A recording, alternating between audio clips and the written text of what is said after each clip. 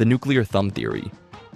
Many people have seen the iconic Vault Boy thumb image, but few could explain what it means. But this theory actually suggests it isn't just some arbitrary pose, but a survival tactic. This gesture may be teaching people how to measure their distance from nuclear explosions, which came from an old American civil defense trick. The rule to this is simple. Hold up a thumb and look at a mushroom cloud. If the cloud is bigger, you're in the danger zone, but if it's smaller, you're safer. While this is still considered a theory, the Amazon Prime Fallout series referenced this in its opening scene, likely vindicating a lot of theorists when the episode came out. But of course, even though this tactic came from Vault Tech, they weren't really trying to keep people safe. They just wanted their vaults filled.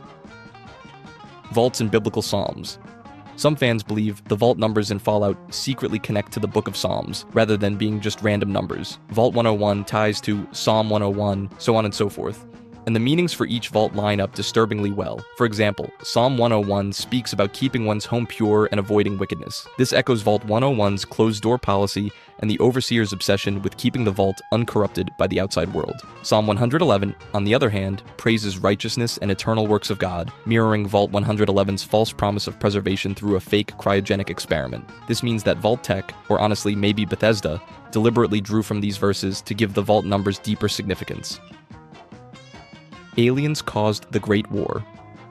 This theory claims that the Great War wasn't just humanity destroying itself, but aliens triggering the whole thing. Fallout has always sprinkled in alien references in the game, from crashed UFOs to the Mothership Zeta DLC. This made some theorists believe that the nuclear exchange was part of an extraterrestrial experiment, a test to see how humanity would survive after global annihilation. Instead of being random visitors, the aliens may be the puppet masters behind the entire Fallout timeline.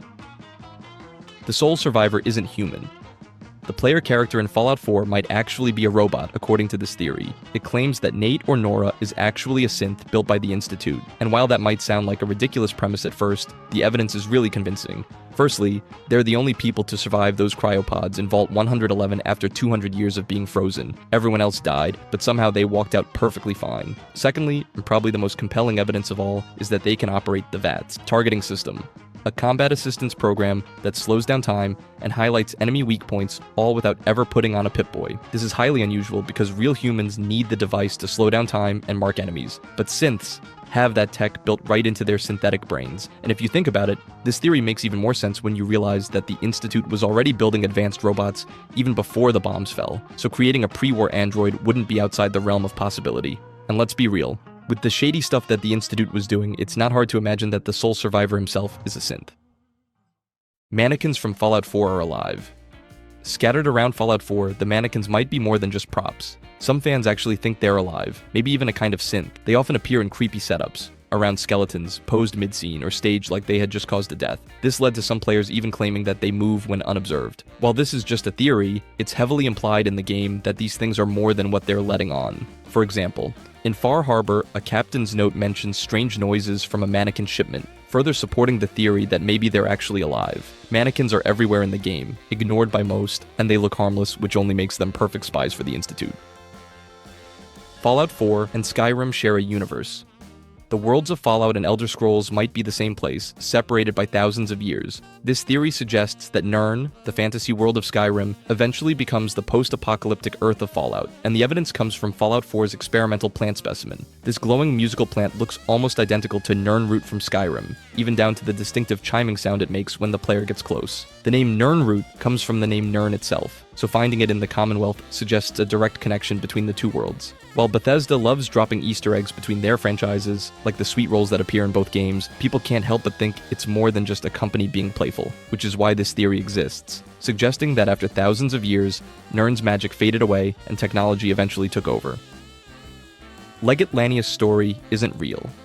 Caesar's most terrifying general might be nothing more than smoke and mirrors, a boogeyman he invented to scare enemies and keep his own troops in line. The evidence for this theory is in the contradictions. Caesar tells the player that Lanius was a tribal warrior who slaughtered 15 of his own people with his bare hands. But when the player talks to Legion officer Lucius, he says Lanius was born a slave and became a soldier at age 12. In another completely different conversation, Officer Antony claims that Lanius' tribe fought the Legion for years before he joined the Legion himself, and so all these stories just don't match at all. But while that's already enough to raise eyebrows, The strongest clue comes from Joshua Graham, Caesar's former right-hand man. Joshua claims he doesn't even know who Lanius is. This makes the tales about this terrifying man sound a lot like propaganda nonsense created by Caesar to keep his own troops in line. It also doesn't help that nobody's seen Lanius' face because he hides behind a metal mask, so ultimately it only makes sense that he's not even real. Caesar gets all the benefits of having a brutal enforcer without needing someone who can actually live up to an impossible legend.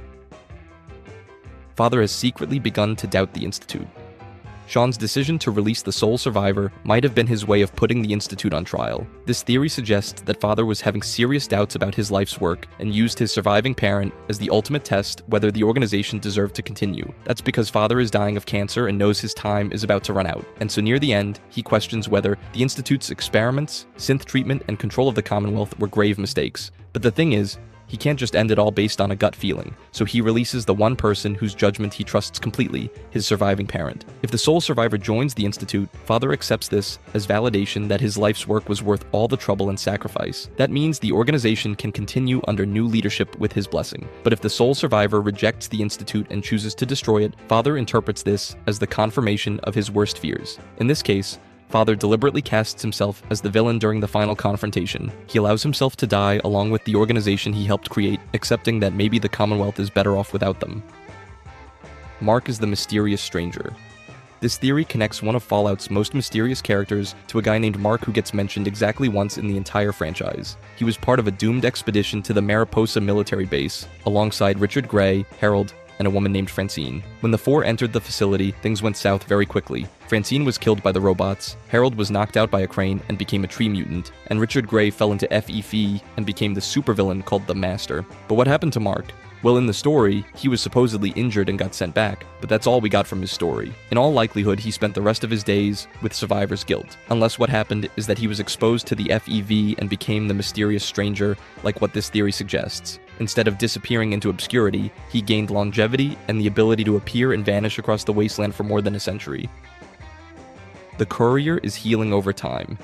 His journey through New Vegas really isn't about gaining experience. The adventure represents recovering from a bullet to the brain. This theory suggests that every level up the Courier achieves represents the gradual healing of their massive head wound rather than just learning new skills. If you think about it, the timeline just fits everything. The Courier takes a shot to the skull that should have been instantly fatal. He spends a few days recovering in Good Springs and then immediately hits the road again. For someone who was literally buried alive after being executed, that's an impossibly fast recovery time. But what if they weren't actually fully healed when they left town? If you consider what the Courier was like before they got shot, you'll quickly realize the theory just makes a lot of sense. They were one of only 6 people who were entrusted with the delivery of Mr. House's package, which is definitely not entry-level work. This suggests they were already a formidable, experienced person who could handle super dangerous things, not someone starting from scratch, which could only mean one thing: their skills weren't actually gone, just temporarily suppressed by brain trauma. And what happens is, each time the Courier levels up and gains new abilities, their damaged brain is slowly remembering how to do things they already knew. Combat techniques, survival skills, even social manipulation,